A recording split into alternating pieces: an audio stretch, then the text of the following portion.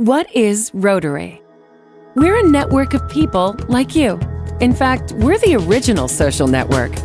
More than 1 million of us live just about everywhere you can think of. And we mean everywhere. We get together to exchange ideas, grow our businesses, and make new friends. We volunteer to help our own communities or someone else's. We're right around the corner. Come join us. The name is Rotary. Rotary International.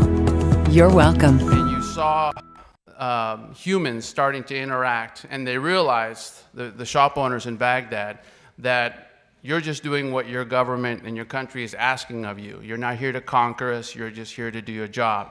So with that in mind, and knowing that you are just like me, you have a family that you love and people that you care about, let me go ahead and tell you, Captain, you probably do not want to go down that road that's down the street from the shop.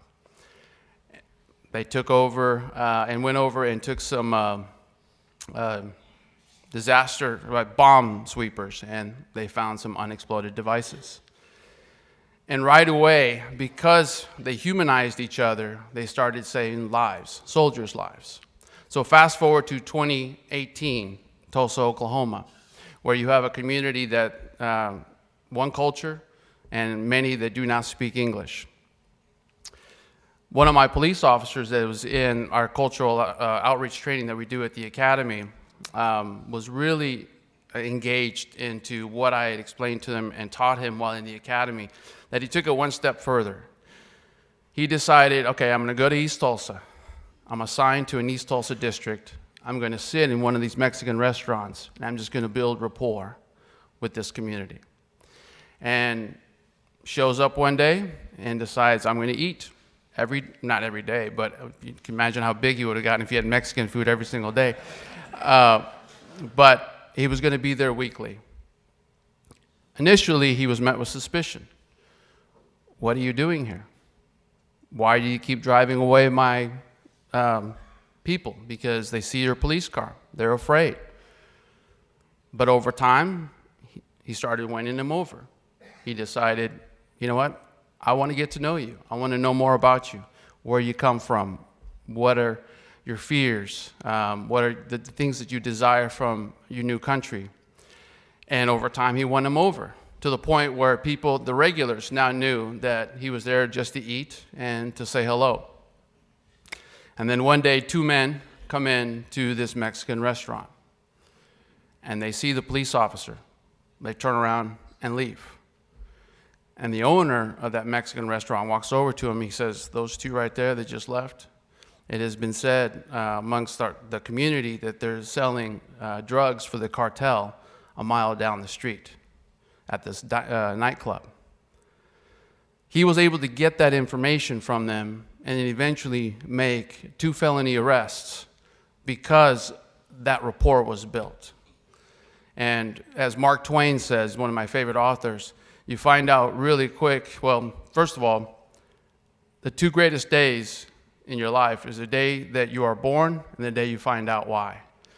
And the fact that he was able to use what we teach him at the academy to build rapport with this community, to go on and take out other Hispanics who were doing ill in the community, it showed me that we're going in the right path. So what I wanted to start out with my PowerPoint, because you have to learn context. And for this officer, he had to understand, why are they coming here? How many are here? How can we build relationship? So when we do cultural intelligence, this is what we do. We help them understand what are the issues with immigration and what are the issues that we can solve as police officers out on the street. The first slide I wanted to show you is when we went to Co, Switzerland, we were presenting on social inclusion and good governance. And this is the presentation stage. And these are the 6 pillars that the United Nations wants you to cover when building relationships with refugees and immigrants. Good governance, sustainability, social inclusion, inclusive economics, food security, and healing memory. So often I was asked to present on good governance and social inclusion between government, police, immigrants, and refugees. My good friend which happy birthday, Michelle, by the way. Michelle Place, she came and spoke on healing memory with the upcoming 100-year 1921 race riot. So it is getting context and in building why they come. Well, let's talk about, I'm going to lay out the three, not all the reasons, but the three main reasons that you find a lot of your Hispanics in Tulsa, Oklahoma. First is federal policy. There are many that do not know that the United States government during World War II asked the Mexican government to start a program called, an agreement that was called the Bracero Program, which was to have legal immigrants come up from Mexico to help us with our agriculture, with our construction, because many of our men and women were fighting overseas. There was an agreement. This is what brought my parents over, my father over, was this Bracero Program in 1963. But it stood place for quite some time. And then in 64, right about 54, there was pushback. Many men and women coming back from war and overseas wanted their low-skilled, and let me reiterate, low-skilled jobs. So at that time, President Eisenhower implemented a program called Operation Wetback to start deporting some of the Hispanics that were here that had taken some of these jobs that a lot of his voting base wanted gone. And this is why when you hear a Hispanic cringe over the word wetback, it is because it has this type of history. A little bit more of information for you. And again, we're talking about low skilled. And then you had poverty and starvation. Right now, the largest concentration of Hispanics moving to Tulsa are Venezuelans because of what is happening in Venezuela with the food shortages and the inflation. I'm working with a gentleman who recently migrated to Tulsa as a refugee. His door was kicked in by two masked men. They pointed a gun at his wife and his head and said, "You need to get out of this country." And I asked him, why would they do that? And he explained to me it was because I was a high-powered attorney in my country and I spoke out against the government. So right away he realized that he had to move on, and thankfully the United States gave him refuge. But he now is a busboy at Los Cabos. And when you ask him, how does that feel? And he says, I'm alive. My children are alive. My wife is alive. That's all I could ask for. Then you had violence against children. Many of us have seen the video of children escaping, or the unaccompanied minors that have been coming over to the United States. Families have to make a decision because the MS-13, the Sureños, they will come to them and say, your child either joins our gang or we slaughter everyone in your family. So these parents have to make a decision. Either we put you on a train traveling from South America, Central America, called the Iron Beast, which we've seen on a lot of documentaries, that comes all the way up to the U.S. border. And that is the decision that a lot of these families come to, is that I'd rather leave everything behind, my comfort, my family, to give my children refuge in another country, and hoping that I come across a compassionate border agent or a family member that can receive these children. Back up. So when you look at Oklahoma around statehood, I always like to take an informal poll. How many here have German ancestry? Please raise your hand. It's usually at least half the room. Well, as you can see, why? German Jews coming from that part of the world, Europe, were landing here during the land run. Then you look at 2013. Now what this slide tells me, that you should not struggle in finding good margaritas or Mexican food anywhere in the United States. I don't care where you live, it's there. A little bit of a joke, I'm glad everybody enjoyed that. But where are we? the current state of affairs for the United States. So, 57 million unauthorized, undocumented, illegal, 7.4 million. Usually the media will say there's 12 million undocumented persons in the US, which is true, but we assume that all of them are Central Americans, all of them are Mexican, and that is not true. 4 million of them are Europeans, are Asians, all over the world, overstaying their visa or figuring out a way to get to the United States. The heat map, as you can see, the darker the color, the more concentration of Hispanics. Oklahoma fits right in the middle. So where does Oklahoma stand? 500,000. 400,000 are here documented or US citizen or resident. About 100,000 or so are undocumented. And in the Tulsa metro area, 80,000, approximately. What kind of jobs do they do? Construction, agriculture, and manufacturing is more aggressive in this part of the state, where agriculture is more the western side, and of course construction.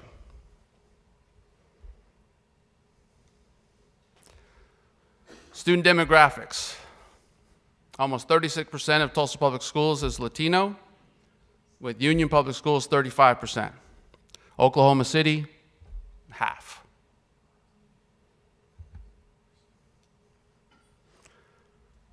So, another question is often asked, how many of them are citizens of these kids? Well, almost 86% are US citizens, born and raised in St. John's, St. Francis, Oklahoma. So when you look at the largest, the population from the oldest Hispanic to the youngest Hispanic, American Hispanics, the average age in Tulsa in Oklahoma is 17. So this is why we don't see them in large numbers at your Rotary Club, in colleges just yet. We will, but we are about a decade or so away because they're very young in the state of Oklahoma. You're immigrant, first generation, and we're starting to see more of the second generation. So when you have that many, that much need, what ends up happening is you have a breakdown in infrastructure or a breakdown in trust. And these are the issues that the Tulsa Police Department has had to contend with. And how do you build rapport with this massively growing community that has grown 88% since 2000? The first to buckle is the manpower. Well, for the Tulsa Police Department, out of approximately 800 officers, we have 37 that can speak Spanish or understand the culture. And the question often asked is, why so low?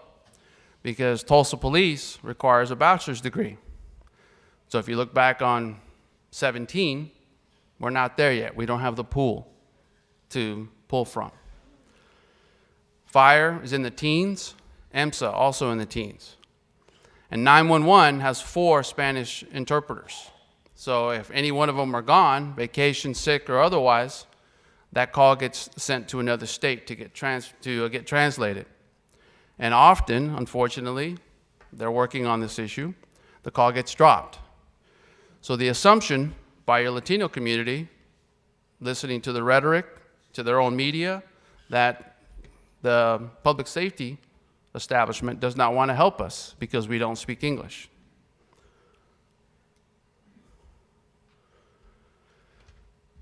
Then you have cultural misperceptions from home country. And if you'll allow me, I'll tell you a short story. I'm headed home after a long day, and over the police radio, a call goes out requesting a Spanish interpreter at a car stop. So I'm headed in that direction. I said, all right, show me en route to help out this officer. So I pull up there, and there's an elderly Hispanic male in handcuffs on the side, on the curb. And as I walk up to the officer, and he said, hey, Jesse, thank you for coming out and helping me. And I said, yeah, sure, what do you have? He says, well, I stopped this person because he crossed the light at 81st and Lewis and ran a yellow light. I said, okay. And he says, that's not the worst of it. As I start approaching the vehicle, he rolls his window down and sticks a $100 bill out the window as I'm walking up. Well, of course, you can surmise, where his anger was at that point. Upsets him, puts him in handcuffs, puts him in the curb, starts going through the vehicle, looking for any kind of contraband. So I said, okay, let me go talk to him and see what's going on, what's his story. The individual is sobbing at that point. He's probably in his mid-70s, and I walk up to him and I start to communicate with him, and he tells me, I'm so sorry, officer.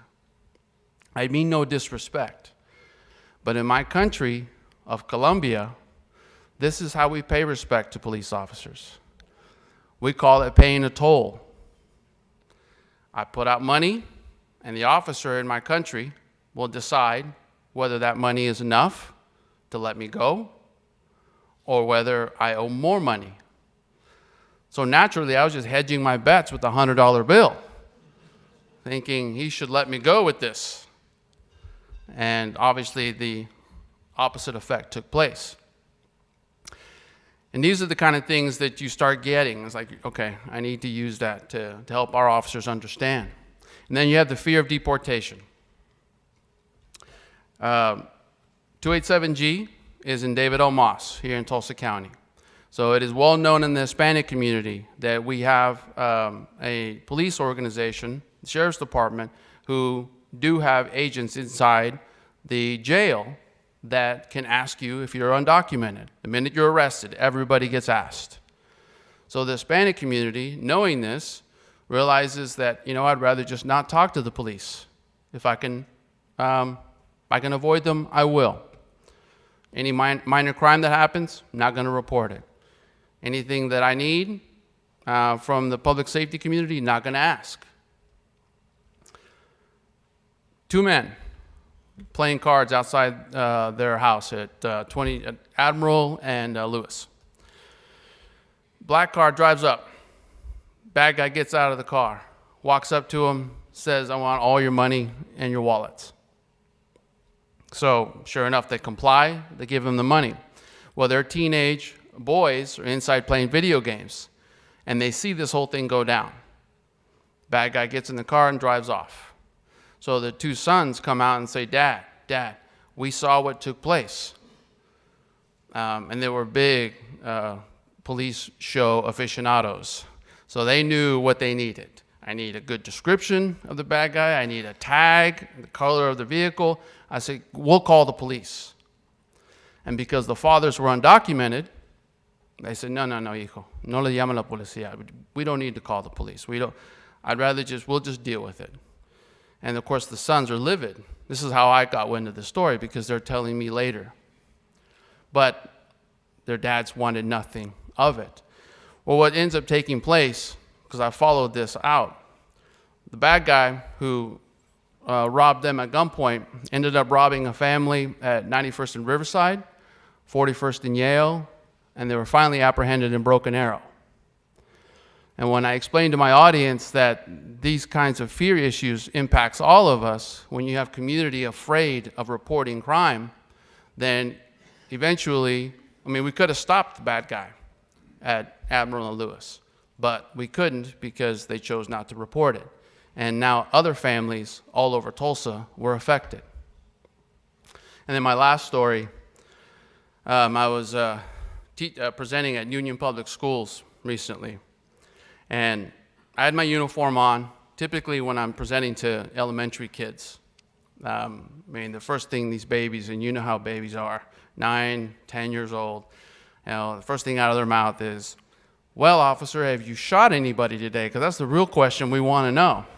Do you know sticks? The vice unit, they want to ask these. So I'm prepared for this mentally. And I'm like, okay, this is the kind of questions. It's going to ask me about the uniform, my patch, all the goodies that babies usually ask. And these were between, like I said, 9 and 13 years old.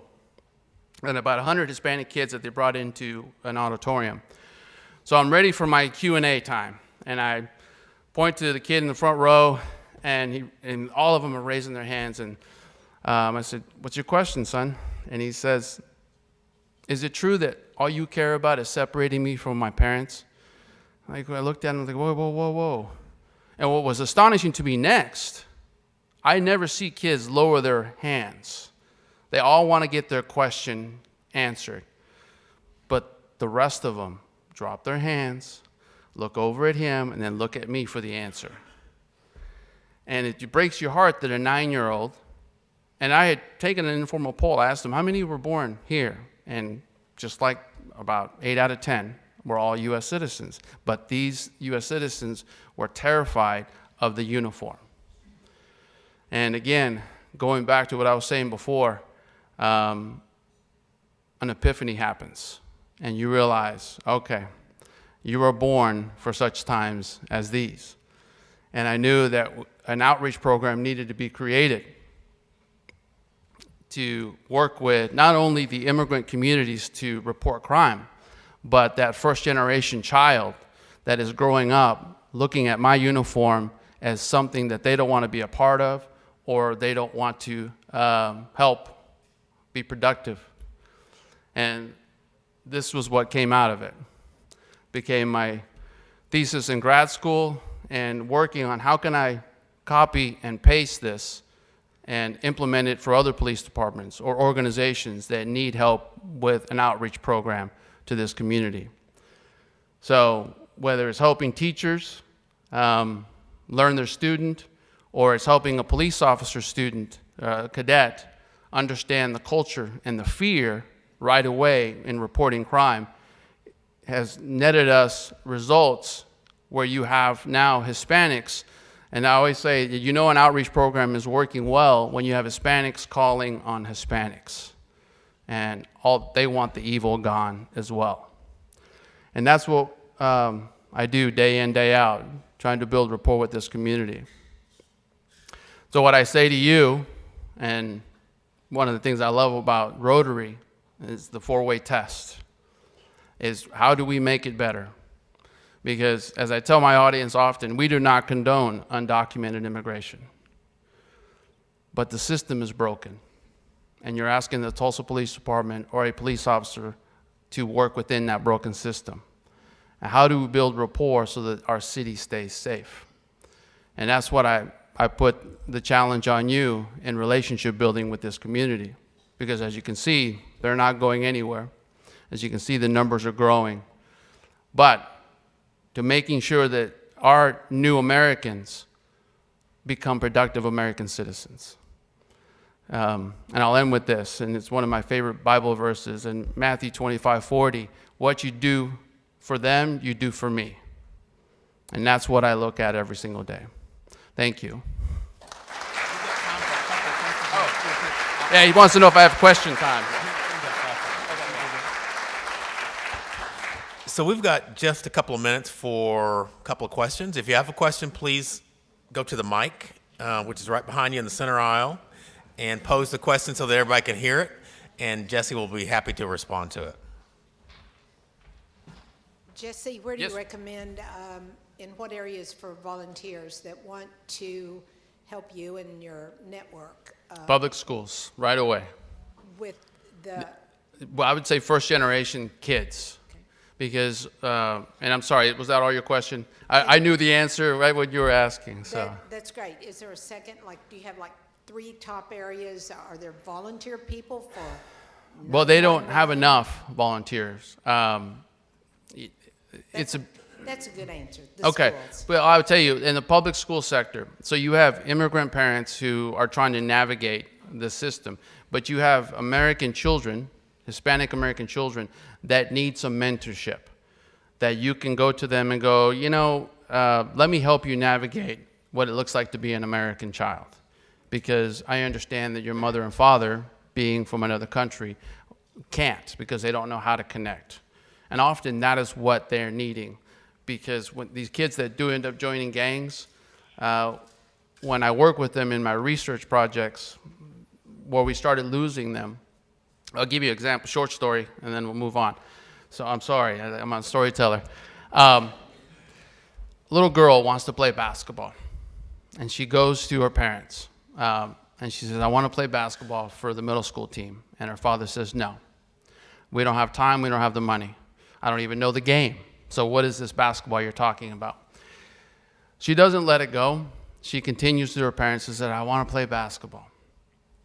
Well, one of the coaches sees her passion and goes to the dad and says, I will take your daughter to and from basketball, and I'll bring her back. And the father's like, all right, fine. She's your responsibility. I've got to work. I'm holding down 2 and 3 jobs. That little girl goes on to playing basketball. She's engaged now in her school community. She wants to stay engaged in her school community, keeping her grades up.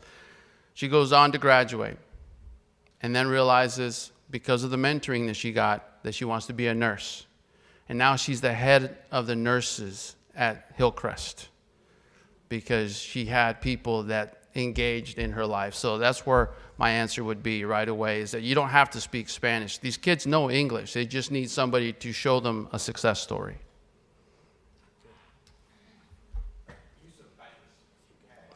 Use of banks, cash. So,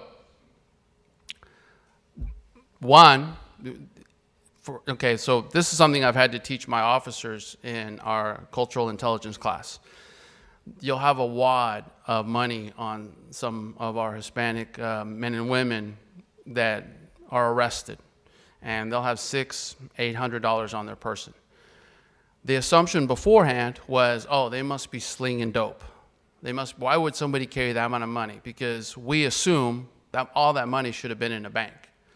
But they keep it on their person because of that fear of getting deported, being put into David L. Moss for whatever reason. They will need money on their person when they get to the country that they come from. So helping people understand that for them, a bank is a necessity, but you also have to teach the banker, let me help you with what's broken so that we can build a strategy for how are you wanting to market to this community. Because the Hispanic individual, once they know, okay, I can join a bank and then eventually get a loan, because they understand a 401k is not in my future, especially if I'm undocumented or I'm new to the country and I'm working low-skilled jobs. But if I can, like my father, open an account and then eventually go get a loan, and the bank knows I'm good for it, so that I can start my own construction business, like my father, or you name it, lawn care business, paint business, then that's what establishes them in that bank. And they want to keep coming back because they know that there's a lifeline that's being given. And that's usually something that I try to help banks understand, that, for example, on car loans, 4% of car loans is what banks call charge-offs, which means that they just walked on the loan. Only 4% in the Latino community are not fulfilled. And that is because the number one thing that's reported by your Latino community to the police department is auto theft. That's the one thing they will report. Why? Because for them, it's a way to work. You steal my car, I have no way of getting to work. So they married each other. Does that answer your question, Judge? Thank you so much. Thank you, guys.